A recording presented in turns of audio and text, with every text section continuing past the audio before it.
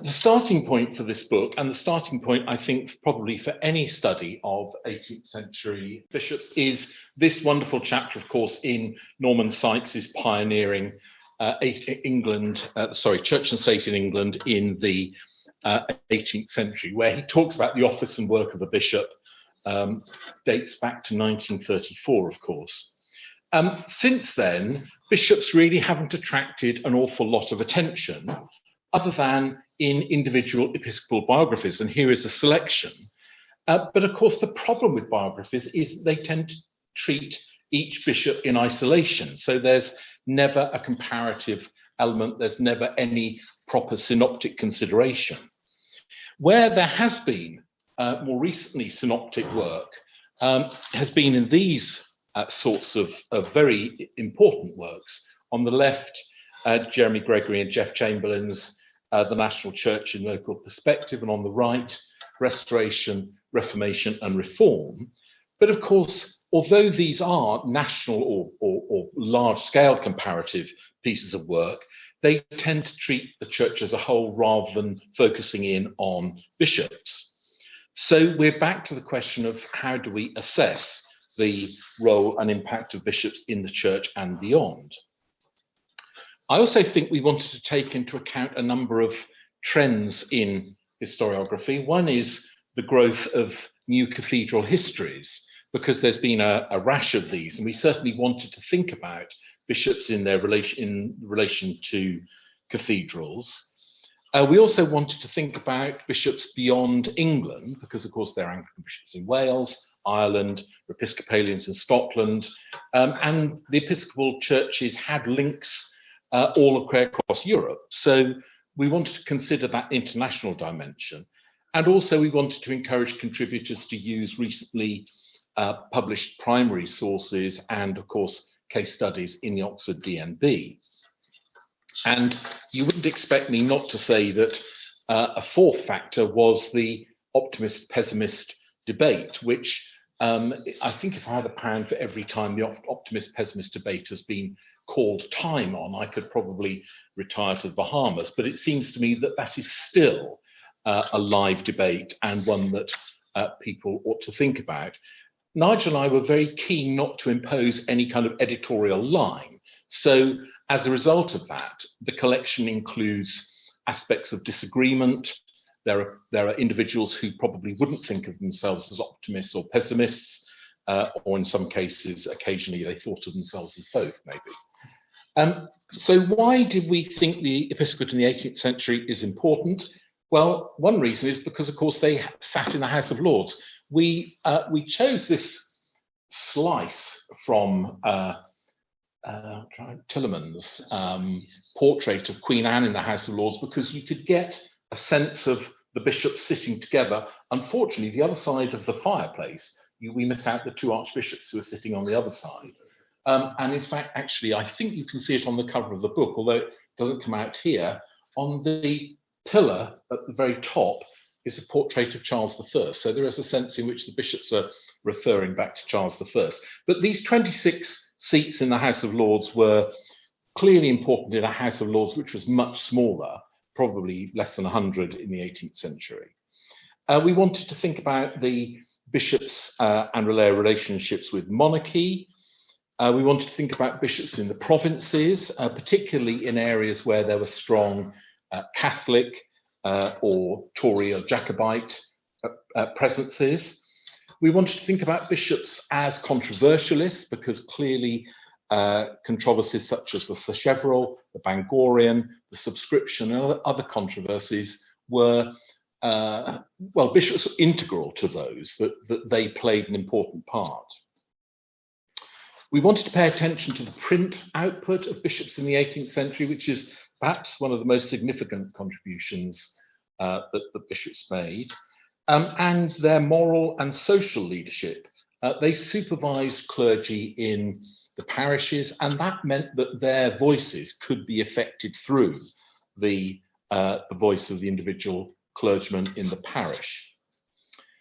They were also leaders in connoisseurship, taste, art, architecture, and other aspects of material culture, notably, of course, things like book subscriptions.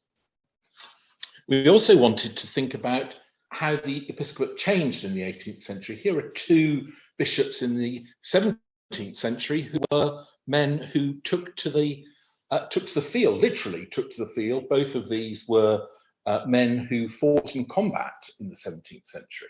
That's something that never occurred in the 18th century. The episcopate was also changed by those it was in opposition to. So Protestant dissent after 1662, Catholicism rampant before 1689, quiescent after 1689, but nevertheless an important feature of the ecclesiastical landscape. And non-jurors who perhaps burned very bright until about the 1720s, but nevertheless are an important group that the episcopate has to respond to. One of the important things that we wanted to think about was the episcopacy and social mobility. And here are Maddox, Gardner, Mawson, and Willis, all men from pretty or relatively low middling orders who achieved episcopal status. Gardner's father was an ironmonger. Maddox was an orphan who was trained as a pastry cook. Mawson's father was a brewer. Willis's father was a tanner.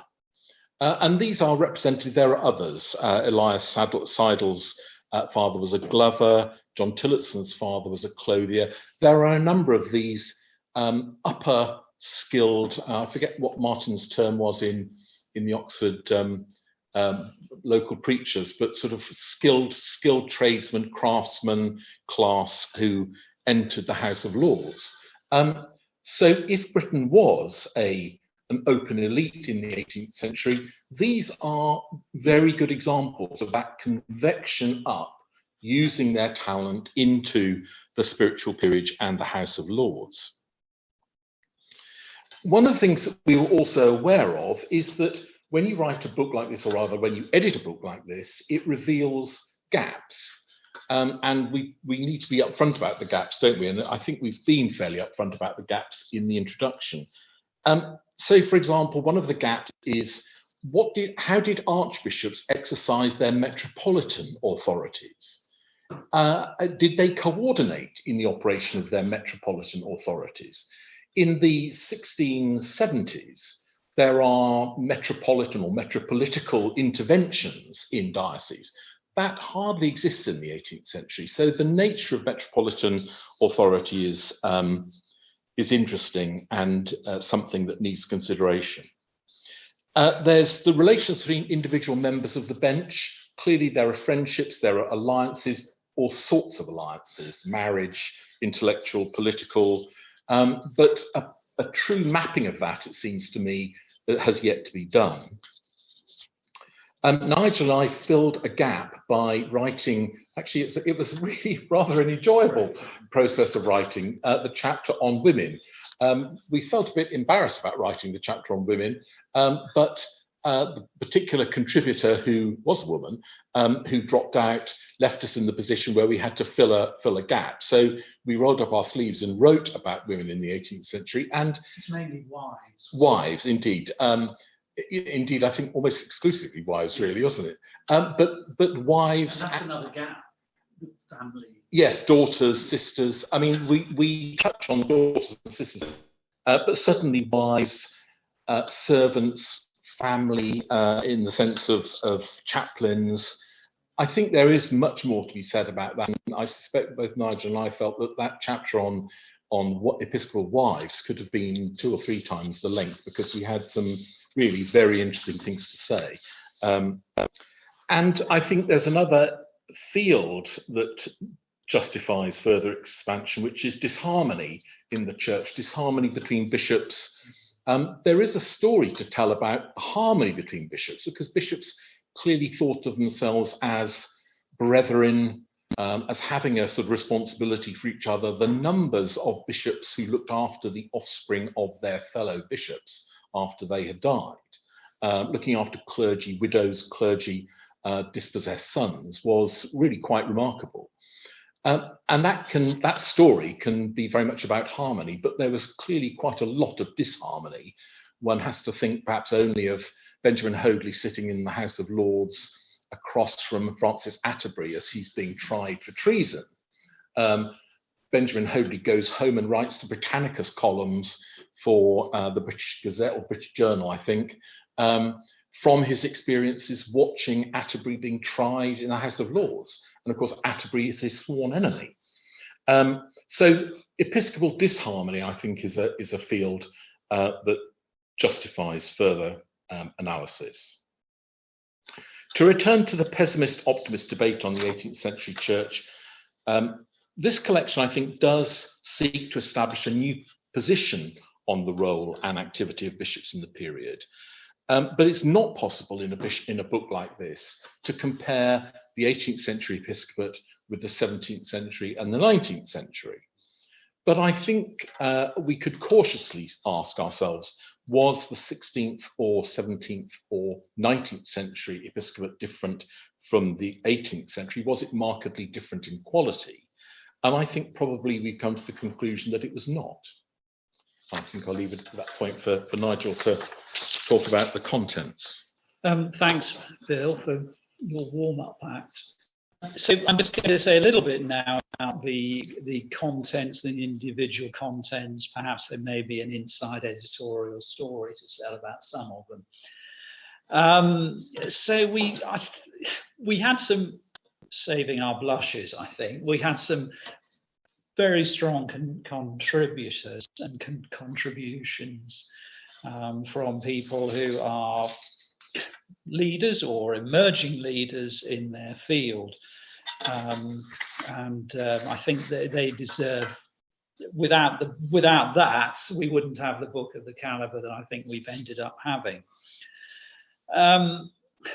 So I kicked off by looking at how people were promoted and the progress to becoming a bishop.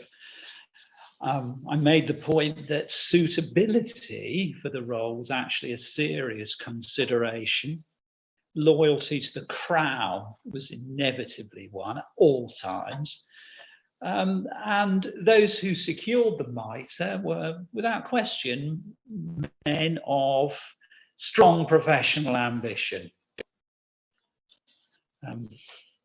Perhaps ambition is a word we're reluctant to associate with the clergy, but it's there on display in the 18th century. My argument in the chapter 2 was that though the political dimension is always there, and Bill's just pointed out the blatant one between Hoadley and Atterbury, mere place seekers were seldom advantaged. One has to have something more going for one than that. So Ruth Paley from the History of Parliament Trust produced, once we'd guided her onto the right lines, produced a superb, I think, authoritative look, drawing on the existing scholarship of Stephen Taylor and others about the parliamentary role of the bishops. I think that is the final word on it, as far as I can see. She is a historian, like all those who work for the History of Parliament Trust, who are able to count very well, which is quite an achievement for people like me. So Ruth points out, makes it one of the striking points in her essay is that attendance for many of them in the course of the 18th century is coming to be a burden rather than an obligation. So they're a very important parliamentary presence, but a lot of them later on think, oh, goody, it's a trip to London. Oh, do I have to go to the House of Lords? I'd rather go shopping. So Ruth makes that point very intelligently, and she also leaves us in no doubt that they could be divided on great political questions of the day. They're not just a parliamentary bloc, or a parliamentary blob, as I suppose we might say now. So a very fine piece of work. Of course, anything Grayson Ditchfield writes is worthy of real attention, because Grayson knows the field as well as anybody, probably better than anybody. And he writes, he points towards that close relationship between the bishops and the monarchy, which I raise in my chapter, but I was careful not to steal Grayson's thunder in any way. He talks of it being a special relationship, which I think is very well put, that by the end of the century was more entwined than it had ever been with George III. So I think it's putting Aston aside, it's a strong start to the book. I'm there simply for alphabetical reasons. Right, so performance is our next theme, and here Colin Hayden writes about partisans of their flock. Colin knows the sermon literature, much else on these three key events, visitations, ordinations, confirmations, so well. He emphasizes the importance of upholding uniform doctrine, and also, and very significantly, I think, the canny use of existing mechanisms when, after the revolution of 88-9, the church's legal monopoly is over. Would that be a fair summary, Colin? Yes, I think that's right. Okay, good. Glad I managed that successfully. I'll try and do the same with Bill now. So bishops and diocesan government. Bill, some of the points that come through in my reading of Bill's chapter. The way the church courts are still vigorous in many dioceses. The importance of chancellors and registrars in maintaining harmony across the diocese and running it during those many months of the year, probably the majority of months, when bishops actually weren't present. They were somewhere else, shopping in London or attending the House of Lords. You've also got, as ever, Bill, very interesting things to say about what you call the carrot of patronage. Do you think that's a fair summary? Absolutely. Right, good. Right, moving on. I've got to read, I'll try again, with Daniel's offering. Daniel, of course, brilliant archival work. We always know we're going to be in for some surprises and really good tidbits, anything Daniel writes.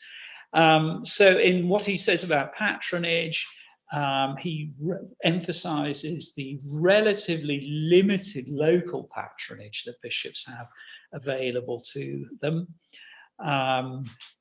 He illustrates that very well, I think, in his essay. He points out that many of them, perhaps the majority, certainly the examples he cites, are canny operators in using patronage, and the way in which patronage is streamlined through the appearance of diocese books for better use at seeing who can be a beneficiary and who's going to be in a black book. I don't know whether black books existed for the Episcopate, but I suspect they may have done them and now lost to us. Do you think that's a fair point? Would you like to add anything to that? Good, okay. And so, cultures. Mrs. Proudie's predecessors, I'm quite proud of that. I'll take the credit for that. Bill did Bishop's Wives, I think. But we did face a problem of, God, we haven't got a woman contributor. Other than Ruth. And we thought, well, is this kind of cultural appropriation? And we decided very sensibly that it wasn't, because if we didn't do it, then who would? And we wouldn't be the obvious names, perhaps, for this task. But I think we rose to the occasion. And I must say, I enjoyed it rather much. I think we both came up, and in the way that I think we do pretty creatively, actually, with quite different examples, which nevertheless chime in and provide a kind of overall perspective, which draws on both our different angles of research. We are, as ever with the female voice, you're struggling to locate individual voices amidst male material. We did try hard with what we could do in the time available. We also registered, though we didn't have time to illustrate in abundance, the key importance the right sort of domestic environment could provide in the church. And here, saying something about the domestic life of bishops, the way in which their palaces or places of residence are used, the relationship of rooms to each other. There'd be plenty to say on that. Just on that point, I think my favourite element in that was Thomas Newton, the Bishop of Bristol, yes, who, when he's appointed Bishop of Bristol, thinks, I really can't be bothered to look after this palace and all the rest of it. I must get married. So late in life, having been appointed as a bishop, he decides he must get married because who else is going to look after the palace? Yes. My favourite example is Mrs. Frances North, the wife of Bishop North of Winchester, who's got an addiction to the faro table, likes gambling on any opportunity, and really does appear like a Mrs. Proudie telling the bishop off in public and really being the power behind the throne. And I think I quote from something when they were on the Grand, or they were traveling in Italy in the early 90s. She makes a scene at the table and tells the poor bishop off. Sure, we can think of more recent examples of episcopal wives who are important, but I think they really deserve their hour in the sun, and we've just started. Moving on, Robert Ingram, very finely calibered contribution on bishops and intellectual life, focusing within the limited space on the Trinitarian controversy of the 1690s, the Bangorian controversy of the 1710s, and early Methodism. And one of the underlying theme of Robert's book, Robert's chapter, is the move away from polemical divinity to pastoral reformation. It's a very fine piece of work, though we had to rein him in a bit, didn't we? And then we come to Matthew Craske, Bishops and the Reformation of the Arts. Matthew is an art historian who takes religion very seriously indeed. And he makes a case, or begins to make a case, I think one which he's continuing to work on, about the 1760s as an attempt to, a decade in which there is an attempt to create an English school of sacred painting. And he tries to look at the musical scene, particularly in cathedrals, in relationship to that trend. A clerically driven art, a school of sacred painting, what he sees, arguably, one might say, is a revival of Laudian culture. But it's a high-powered essay. Matthew always writes with a strong sense of personal conviction. His what he has to say is always interesting and thought-provoking. So I recommend that chapter particularly. And then finally, but last but certainly not least, because we really did want to do justice to this, we got three really good contributors on the world beyond England. John Morgan Guy on Wales. I was glad to see him making the case for a very much abused bishop by posterity, Richard Watson of Llandaff. He too emphasises the work of registrars, and John, I think, really grapples with the problems of travel, language, and residence. And I think the Welsh bishops end up with 7 out of 10, probably, yes, in his estimation. Having previously been marked at 2 out of 10, I think. Probably. Yeah. So, the only way is up in Wales. What about Ireland? Well, here, Toby Barnard. Well, Toby is the man, isn't he, on this? He's actually quite restrained in his judgment. I wanted him to deliver a sort of ex cathedra judgment on the Irish bench. He wasn't playing. But he does note the difficulties the Irish church encounter. They've got 22 archbishops and bishops. Remember, 4 archbishops in the 18th century. But there's no convocation there after 1713. And he draws attention to the merits of the bench in Ireland antiquarians, collectors, philosophers, politicians. But were they the right sort of people to run a minority church? Toby, I wanted him to answer that question, but he didn't. But he leaves it with you, the reader. And he does note, however, new efforts after the 1798 rebellion at reform of the Irish church as British politicians back away and start to put money into Catholicism. Finally, penultimately, Rowan strong on Scotland. The move away, the episcopacy is right at the heart of Scottish Anglican identity, often bound up with Jacobinism, and also it shows, and Rowan draws attention to this so well, it's showing what an independent episcopacy, not sitting in a parliament, might actually look like. Yes, there is a lot about Samuel Seabury's consecration, and there's an overlap with that into Ted Campbell's chapter on the bishops of a wider world. The motto for Ted's chapter might well be Multum in Parvo, really. He does pour a lot in. Europe, Orthodoxy, Moravians, they're all there, ladies and gentlemen. And ecumenical initiatives too, none of which Ted notes resulted in what he calls in his chapter long-term relationships. That sort of sums it up, I think. Bill and I did think about having an afterword, but perhaps very sensibly we decided we didn't want to. We wanted our contributors to speak from a position of non-editorial point scoring, and I think they did that very well. So, and the University of Wales Press were much more receptive, shall we say, to than one or two other academic presses for reasons with the latter best known to themselves. So I think it's a strong book, and we hope it will be noticed seriously.